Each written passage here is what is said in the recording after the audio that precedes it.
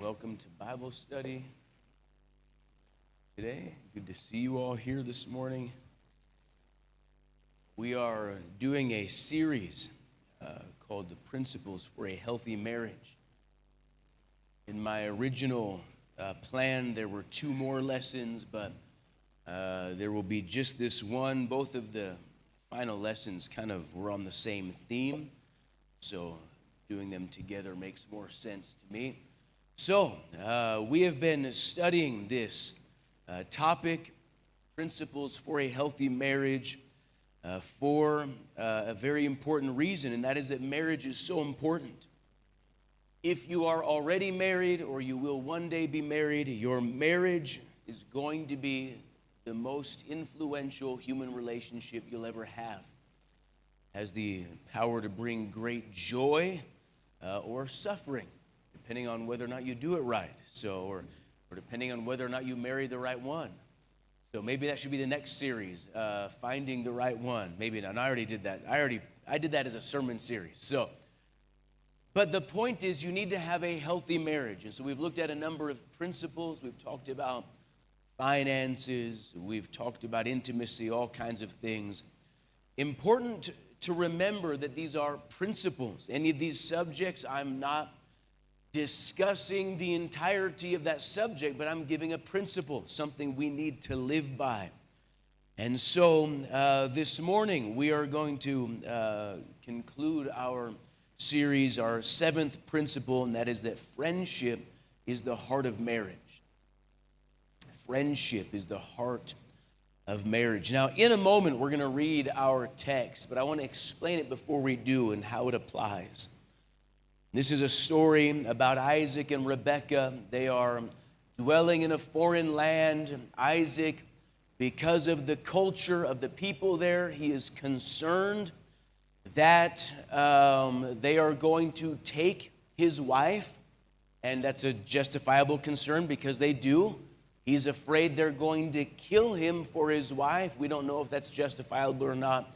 So they make up a story, she's my sister, so at the very least, he doesn't get killed and there's hope for the future. You know, of course, their whole plan isn't spelled out. It's a pretty shallow plan. I don't think they really thought this one through. But what's interesting about this story is that they get busted. Isaac and Rebekah, they move in. He says, she's my sister, right? It's cool, right? So then the king takes her to be his wife. But then later on, they get busted. The king looks out and sees Isaac and Rebekah, and by the way they're behaving, he comes to the very intelligent conclusion, that's not his sister, that's his wife. And so I have a very simple question. In your marriage, if people didn't know who you were, and they just saw you and your spouse walking together somewhere, would they come to the conclusion that was your spouse? Right? And for some of you, maybe yes, because you're screaming at each other. And that's wrong. We talked about that in, I think, the second or the third lesson, right? But is there anything in your relationship where people would look at you and go, oh, these people have got to be married or something. They are close. That's the kind of the question. That's where we're coming from in this lesson. And in case you're wondering, yes, I am going to meddle this morning. Let's go ahead and read our text, Genesis 26, verses 6 to 9. So Isaac dwelt in Gerar, and the men of the place asked about his wife. And he said, she is my sister. For he was afraid to say, she is my wife, because he thought, lest the men of the place kill me for Rebekah, because she is beautiful to behold. Now it came to pass when he had been there a long time, that Abimelech, king of the Philistines, looked through a window and saw, and there was Isaac showing endearment to Rebekah, his wife. Then Abimelech called Isaac and said, quiet, obviously she is your wife. So how could you say she is my sister? Isaac said to him, because I said, lest I die on account of her. Okay, so here is our seventh and final principle. Friendship is the heart of marriage. Let's talk first about when friendship is missing. Friendship is missing. Unfortunately, there are lots of marriages in which friendship is not part of the equation. They are together, they are married, there is a legal union of some sort, but friendship isn't part of the marriage, right? It might be that you got married for reasons other than friendship, right? When you were in the early stages of your relationship, people get married for all kinds of reasons. They'll get married because they're lonely. They'll get married for sex. They'll get married because they're in a bad situation at home. They're trying to escape something. They'll get married because of family pressure. All kinds of things, maybe a sense of obligation, but we can end up with a marriage that is not built on or does not exist because of friendship. Genesis 41, verse 45. Pharaoh called Joseph's name Zaphenath-Paneah, and he gave him as a wife Asenath, the daughter of Potiphar, priest of On. Great job. Hannah, where are you? Great job. Man, you nailed those names. I struggle with Bible names. I usually say that guy, this person. Think about this. Joseph, he's in prison.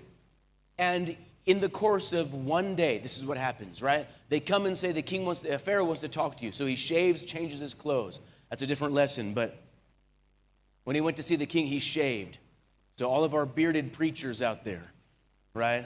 I'm talking to you guys online. So you need to shave before you come to the king's house. Sorry, but back to my lesson. I'm getting distracted here, right? Our YouTube views are going to plummet all of a sudden. He goes, talks to the king, interprets the dream. The king asks for some advice. How do we do this? He says, this is what I recommend, save, et cetera, et cetera. The king says, you know what? You're the guy. I'm putting you in charge. And he gives him all these things. And he says, and by the way, because I'm honoring you, here, you're going to marry this girl. This was all in one day. I mean, talk about, a big day, right? But let's just simplify it. That was not a marriage built on friendship. They had never even met each other. That morning when he woke up, he was thinking, what am I doing in prison today? By the end of the day, he's second in command and has a new wife. Right? There's some single guys here going, yes, all right. But very simple, there are marriages that don't have friendship in them. Then, of course, we can damage our friendship over the course of time. Hurts and violations can chip away at the friendship you used to have. It's possible that you used to be friends at one point, but maybe your inability to resolve conflict or work through issues has damaged that. 2 Samuel 6, verse 16. Now as the ark of the Lord came into the city of David, Michal looked through a window and saw King David living and whirling before the Lord, and she despised him in her heart. But at the beginning of their relationship, she was in love with him. You see, something has changed. Now the friendship has been damaged for some reason. We talked about that in a previous lesson. What's most common in marriages is that the friendship just fades away. Somehow it's just lost along the way. I see people, I love watching people, and you observe them and you think, man, what happened? I mean, you guys are still there, you're still together, you don't know where it went, but somehow the friendship has been lost, or maybe it's just not like it used to be. You can lose the friendship to parenting. Talked about that a couple of weeks ago. Sometimes we lose the friendship to just surviving. Life is hard sometimes, and just trying to survive can take a toll, right? It might be the simple erosion of time, and now it's gone. And the problem is, for a lot of people, you have gotten so good at getting along that you can't even tell you're not friends anymore. I mean, you're not fighting, you're not screaming at each other, there's no major drama, you're just kind of existing, and you don't even realize the friendship is gone because you guys get along. You know what? I can get along with anybody. That doesn't mean we're friends, right?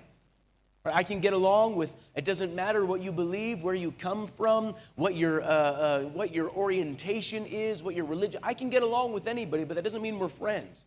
It should not be like that in your marriage. So the problem is when friendship is missing, the marriage will suffer. There's some people, and as I'm talking, you can't even relate to this because you have never viewed your marriage as a friendship. You have friends and you have your spouse, and they are not the same category in your mind. So this is strange. As I'm talking about your marriage and your friendship, that's almost a foreign concept to you. You are partners with your spouse, right? In this business of the family. You are, might even be lovers, but you're definitely not friends. When friendship is lost, this will hurt you. Number one, your priorities will shift. When friendship is missing, your spouse will not be very high on your priority list, right? Your time priorities. You find it easy to spend time away from your spouse, right? You don't make it a point to spend time with them. They are always second, right? I've had people that will ask me over the years occasionally, Pastor, how is it, you're in ministry, how do you find the time for your wife? I'm sorry, I don't know what you're talking about. I don't live in a world where I have to try to find time for my wife because she's number one on my time priority list. It's not like I get to the end of the week and go, oh my gosh, where is she? I haven't seen her in days. It's not, I don't live in that world because she's my friend. So this can shift. There's people like, well, Monday I've got band practice. Tuesday, it's girls' night out. Wednesday's church.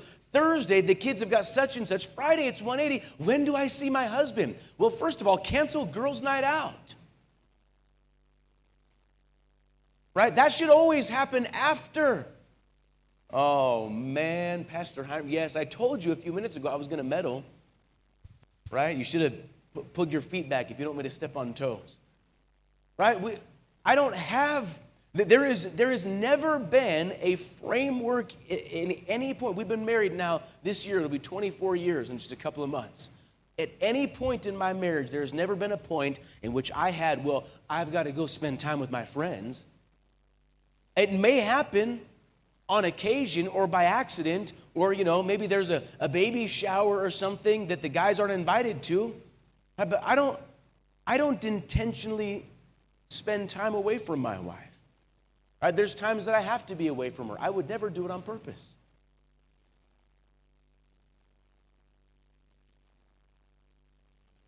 It's very, very quiet in here this morning. Right? Your other family begins to get in the way. Your work can dominate. But the point is your time priorities shift. Then your attention priorities. You stop focusing on your spouse the way you focus on your work or your ministry or your study or your hobbies or whatever it is. Your emotional priorities. You can allow other people or circumstances to take the best or the first of your emotions. If you feel called to be in ministry, you need to pay close attention to this. Ministry can be emotionally draining. You are dealing with issues and circumstances that can if you don't save some of your emotional attention for your spouse, you're going to be in trouble. Right? If you get home from church and you're just flat, you are depleted, that's going to cause you trouble. So your priorities will fade. Your desires will change. Without friendship in the marriage, you'll no longer desire to be with them the way you used to. You no longer desire them the way you used to. When friendship is missing, both of you will begin to diverge in desire. You start slowly running on separate tracks. You might still be close together, but there's a subtle shift and you are moving away from each other. And there will come a time when you don't recognize each other. When friendship fades and your desires change, there will come a point in life when you don't even... I have a really good friend. He's been married a long time. I think probably close to or more than 50 years, if I had to guess. And his wife hasn't gone to church in decades. I honestly can't remember the last time I saw her.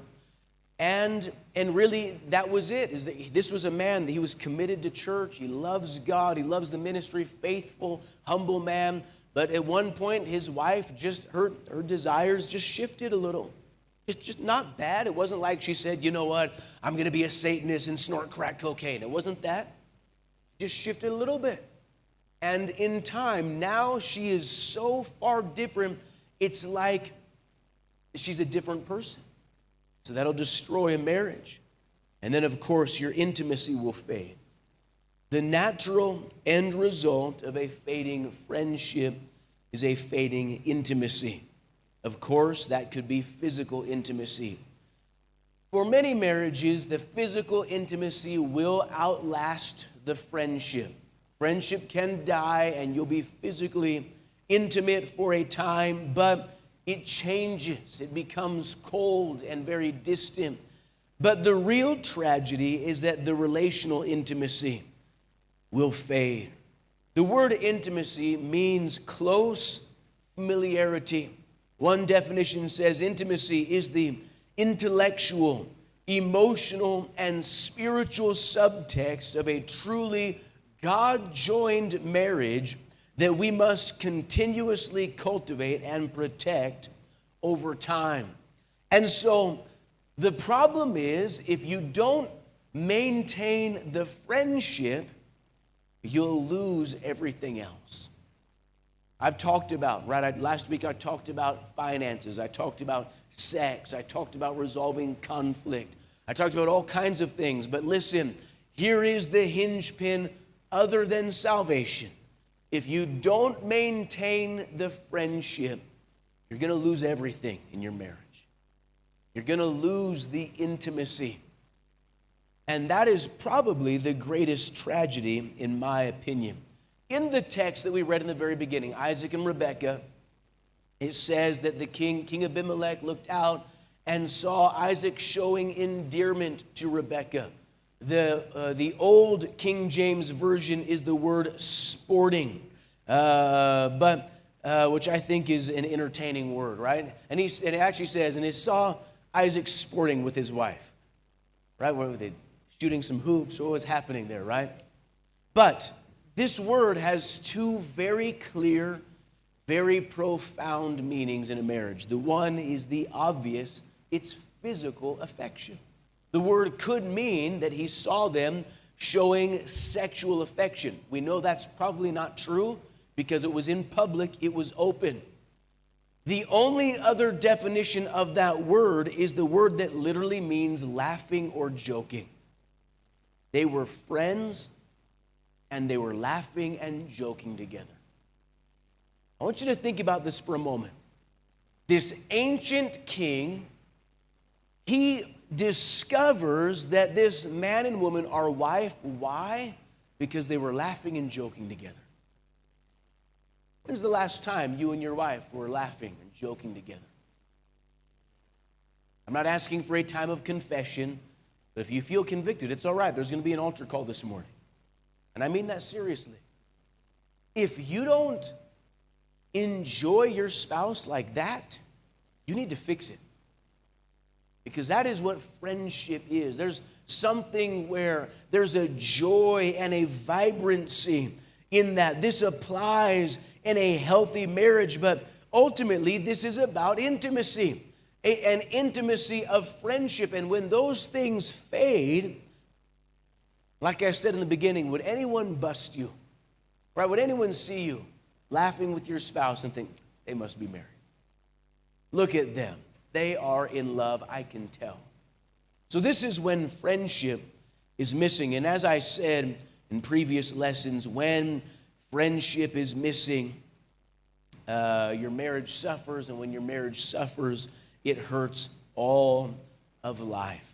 All right, let's stop there for a moment. I want to see if I've triggered any questions or comments before we move on. The lesson is friendship is the heart of marriage. Any questions? You can raise your hand and be identified. Anyone at all? Question, comment? All right, we'll move on. Let's talk about the blessings of friendship. The blessings of friendship. 3 very simple statements I want to make about friendship. Number 1, friendship is where strength comes from. Ecclesiastes 4, verses 9 to 12. 2 are better than 1, because they have a good reward for their labor. For if they fall, one will lift up his companion. But woe to him who is alone when he falls, for he has no one to help him up. Again, if 2 lie down together, they will keep warm. But how can one be warm alone? Though one may be overpowered by another, 2 can withstand him, and a threefold cord cannot quickly be broken.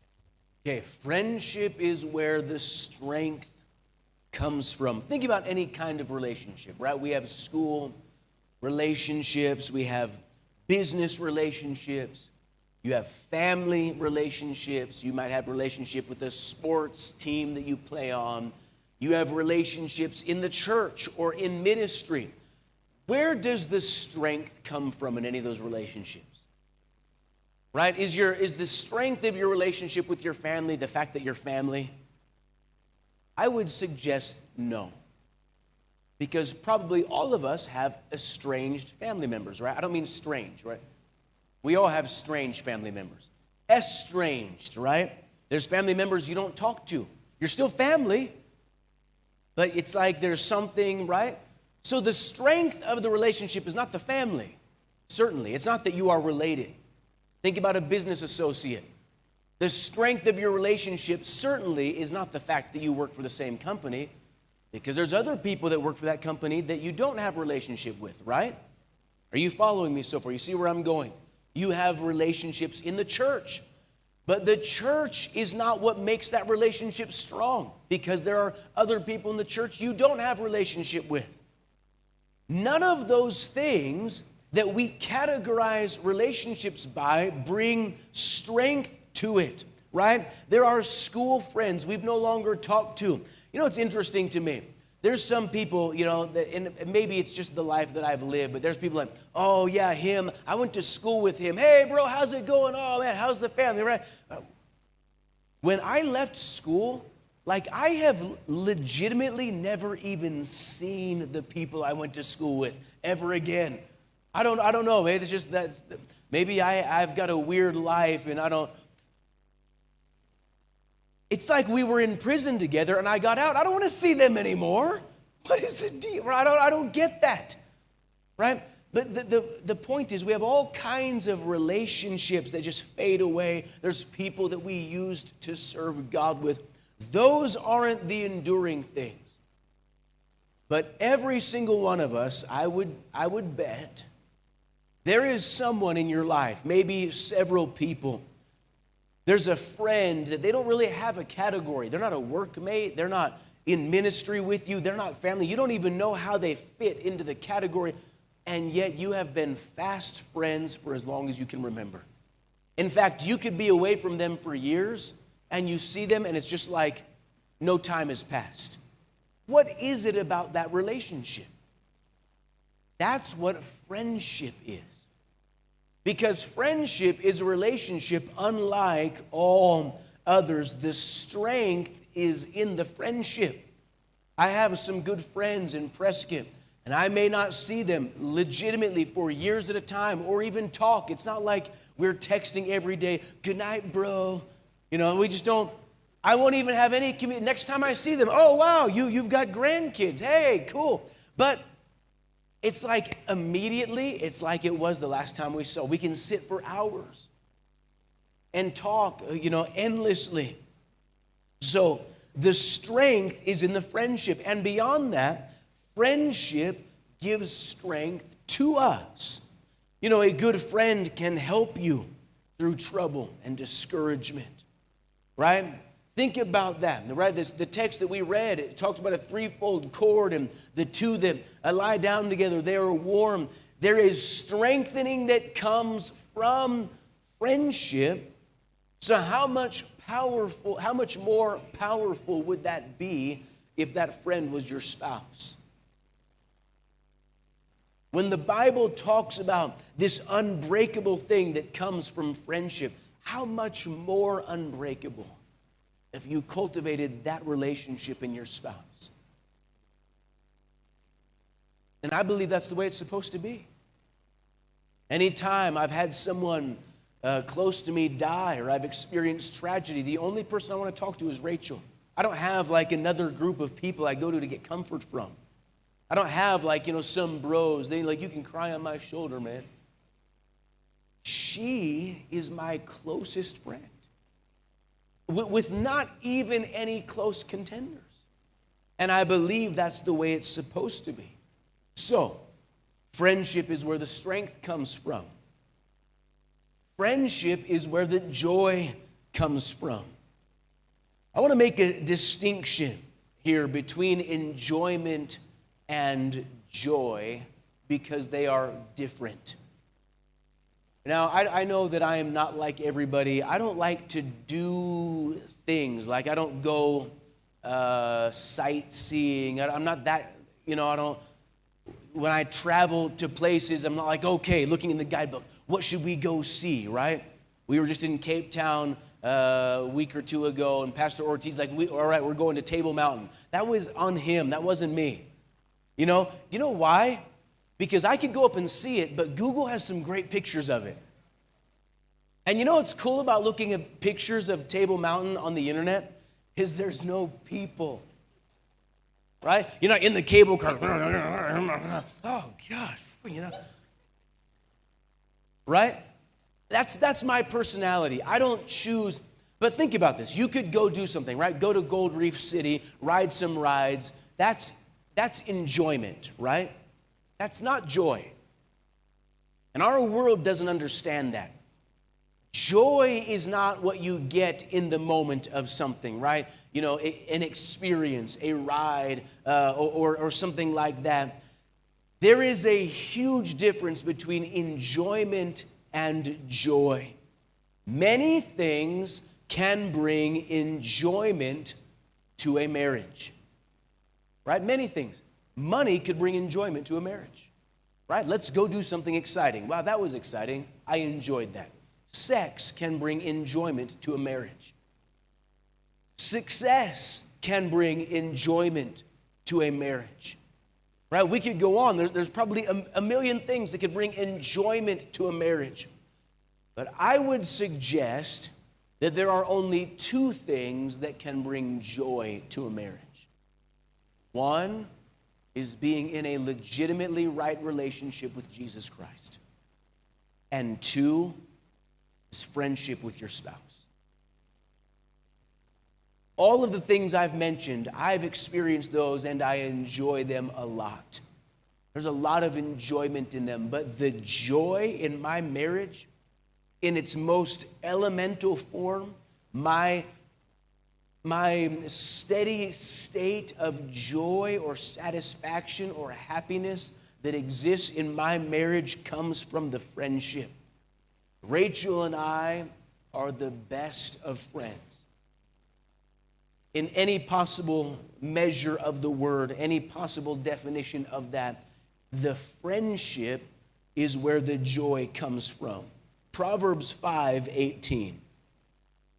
Let your fountain be blessed and rejoice with the wife of your youth. That word rejoice in the Hebrew is to have an attitude, or literally a steady state of happiness and joy. That's what rejoice means. He's saying you need to have joy with your spouse. Not just be excited about the things you can do together. My joy in my marriage is connected to the fact that Rachel is my friend, and she has been for more than 25 years. We started dating in November of 1998, and she will be my friend until I die.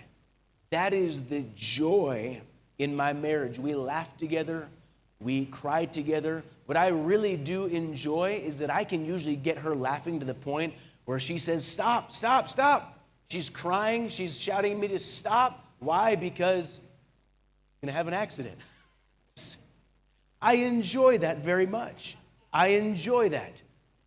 But there's some people, if your husband's trying to make you like, you think you're funny.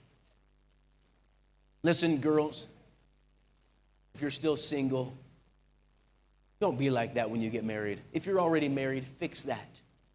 Guys, if you're still single, if she doesn't want to laugh with you, you are in for a long, miserable, difficult time. I'm just predicting. I'm not prophesying. I'm just predicting. We laugh together. We cry together.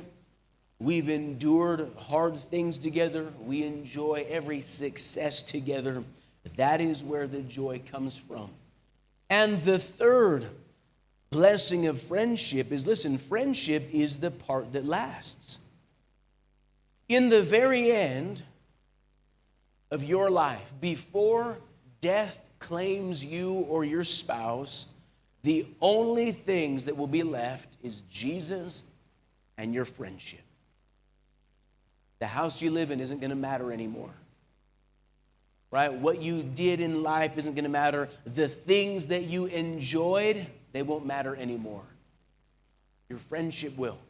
If you will be friends until the end. The kids are going to move away.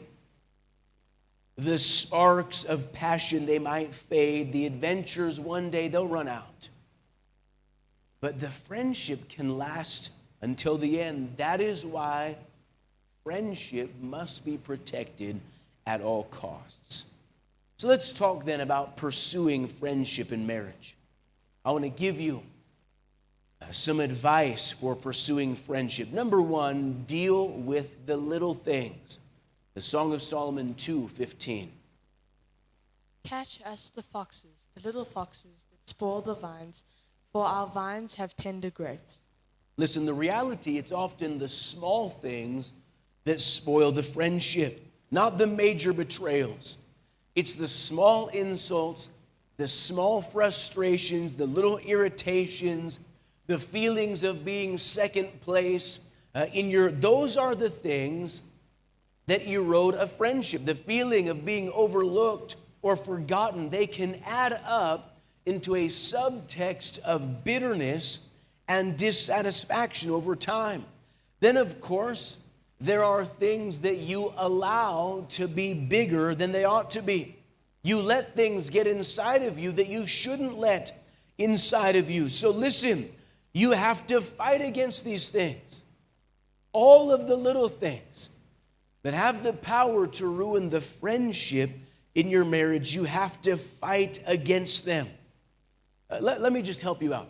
If there is something that you do or that you say or that you are that bothers your spouse, you have two options, right?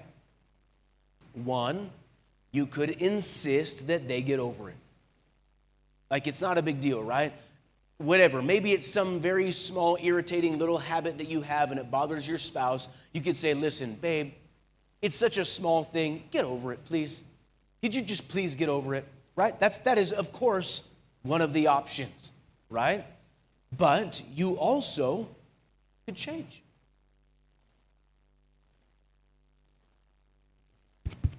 You're just checking, making sure it's still working, right? You could change, right? And maybe it's a small thing, and maybe your spouse should get over it. Maybe they're being petty and immature, and you feel righteous in demanding that they should get over it. Sure, fine. Or you could just change. What I just said in the last 60 seconds, if the whole world would believe it, I'd be willing to wager, and I'm just guessing here, that the entire planet would be at least 30% happier in an instant. If you would just decide, if what I'm doing bothers you, I could change. Think about this. Why would you insist on allowing that little thing that you do, that little habit, or the thing you say, or the way you do that, or the fact that whatever, why would you insist on letting that damage the best thing you've got. The best thing you've got.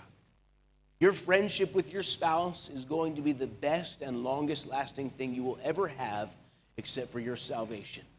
Why would you insist on, well, it's my right. I can do this. You can't tell me no. Yeah, right. You're right. But why would you insist letting that bother your spouse to affect the beautiful relationship that you have or that you could have? Of course, on the other hand, if you are the one who is bothered by that seemingly small, irritating little thing, yes, you could insist that they change. Didn't you hear what Pastor Heinberg said? He said, if something bothers your spouse, you ought to change. Yes, and you're right. But you could also just get over it.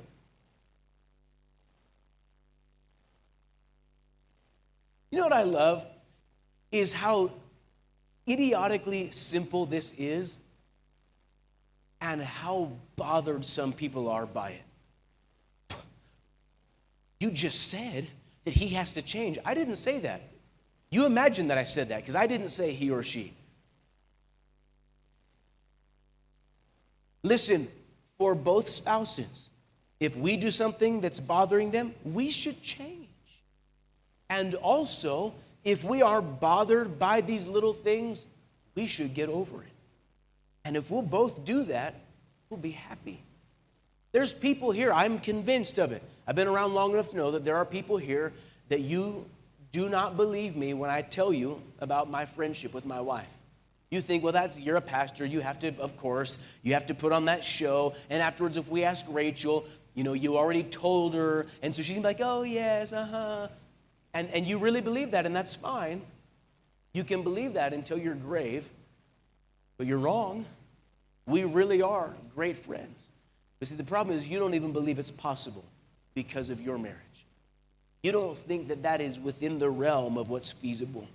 So I challenge you. I said I was going to give you some tips, and the first one is deal with the little things. Listen, you should fight against every possible thing in your own heart that could damage the friendship in your marriage. These things are deadly. Listen, don't change your standards. Don't change your respect, right? But listen, fight for these things. I've counseled people that they've said, well, when we were first married, I would never say this, but now that we've been married some time, I think I should. Whoa, whoa, whoa.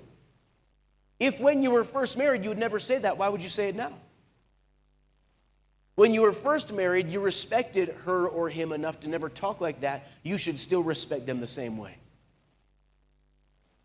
Right? You shouldn't let yourself change over time in a way that damages your marriage. So that brings us to then my second piece of advice to preserve the friendship. That is, you should make a commitment to communicate. You might have noticed in this entire series, there wasn't a single lesson on communication. And yet I talked about it in every single lesson. Because I believe it is wrong to single communication out as something separate. Right? Okay, we've got to deal with finances. We should deal with our intimacy. We should deal with friendship. And then over here is communication. No, communication is part of all of it. And it is crucially important. Communication is the key tool at every point.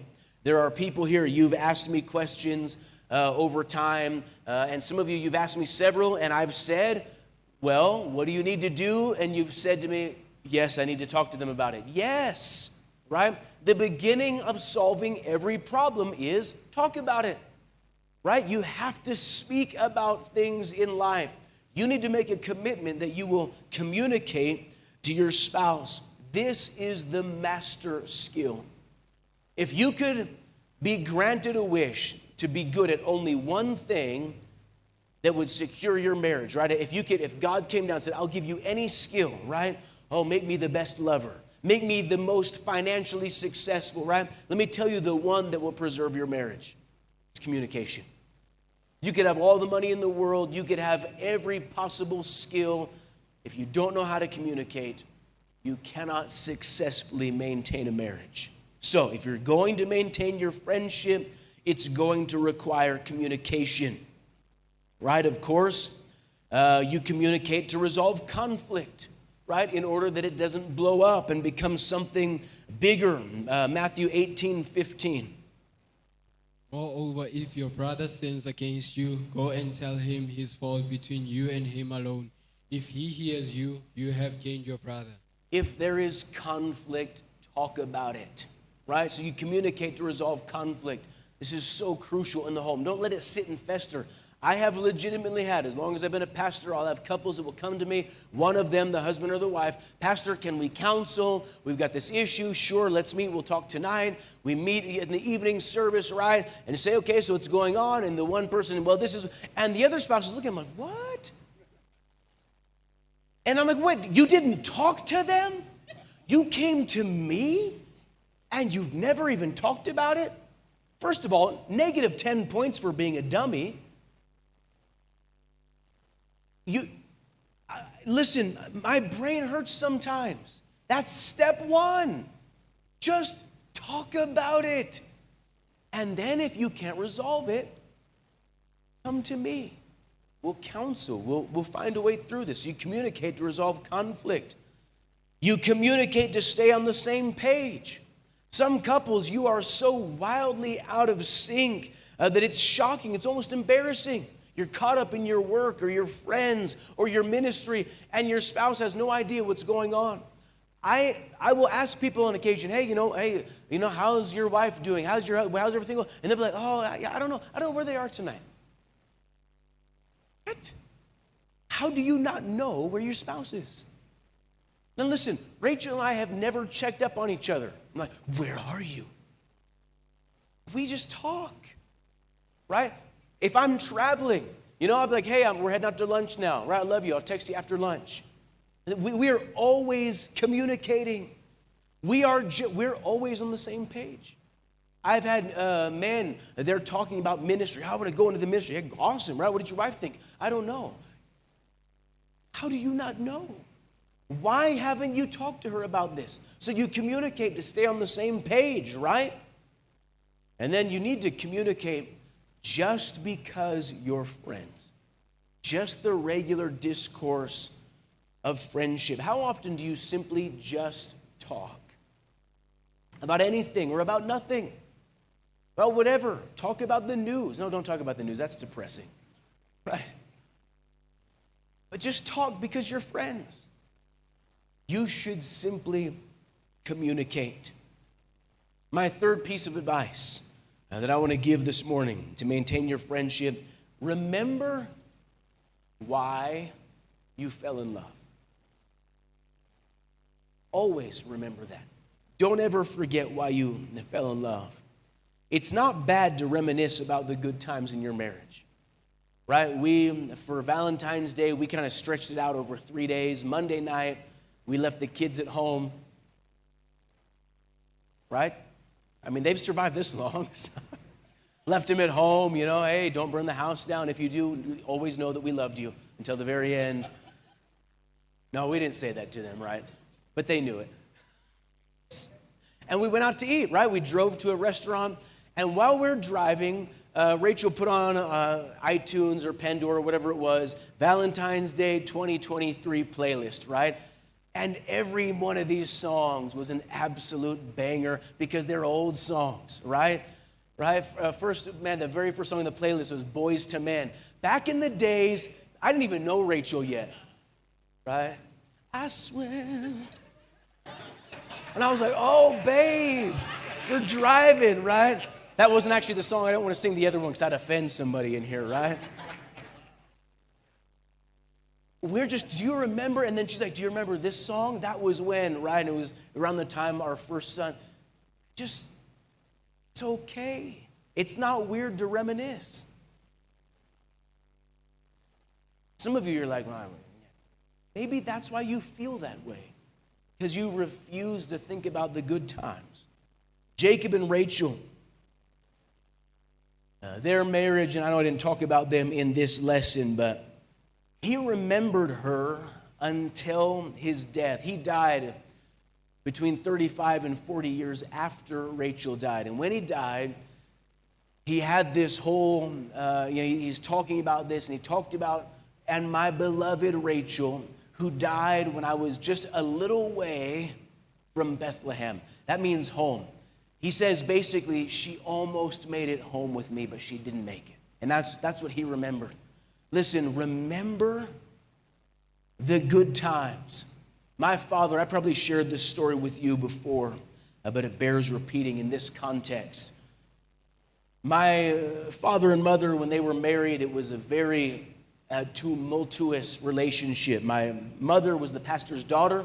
My dad was not saved. He was, at that time, he was dropping acid and was severely addicted to crystal meth, but he was a very good actor. And so he came in and pretended to be Christian just long enough that pastor would let him marry his daughter. Never got saved, never answered an altar call, right? So the day after their wedding, she wakes up in a hotel and she's like, where's Paul? Finds him outside smoking a cigarette. She's grown up, the pastor, she's like, oh. And he's like, get used to it. This is the real me, baby. Didn't even go back to church. Like, that was it. He went to church until the wedding. That was it. Then for 10 more years, as an absolutely bottom of the barrel drug addict. Lost everything. The house they built, they lost it because of his financial troubles. Violence and chaos. My memories of my childhood are very few and far between, and all of them are bad. It is absolute chaos, right? I mean, we would move in the middle of the night and all of the violence and all the weird things. But when my dad was about to die, my mother had already died. My dad died of dementia. He had severe early onset Alzheimer's. Couldn't remember anything. My last real moment with my father, if you've known people with Alzheimer's, you know what happens is they kind of come and go. It's like they're catatonic, and then all of a sudden they're with you and like, hey, and they know who you are, and then they just check out. I was sitting with my dad on the front of his house, and all of a sudden he was there. You can feel it. It's like an electricity. And he grabs my hand. He says, Jonathan, I remember. What do you remember? And he says, I remember sitting here with your mom watching the sunset. And then he was gone, and it's like the moment passed. I want you to think about that for a moment. Their lives were absolute hell. Later on, when my mother got sick, it was hell again. For 3 years, my father had to care for her as she literally died in his arms from a disease that's incurable. He spent all of his fortune caring for her. And when he remembered, he didn't remember any of that. He remembered, I used to watch the sunset with my sweetie. I want to tell you, that is what happens when you cultivate a friendship in your marriage. And that's why it matters so much that you lock in on these principles for building a healthy marriage. We've got maybe 1 or 2 minutes for questions or comments, and I'll stop there. If you have a question or a comment this morning about this lesson, raise your hand so I can see it.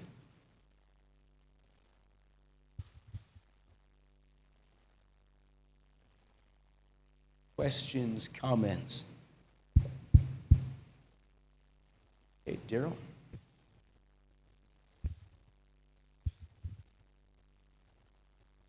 So when you talk about sorting out the little things, Yes. and you're talking about communication. So I've taken it in the past. It's something small. I'm not going to mention it. I'm just going to let it go.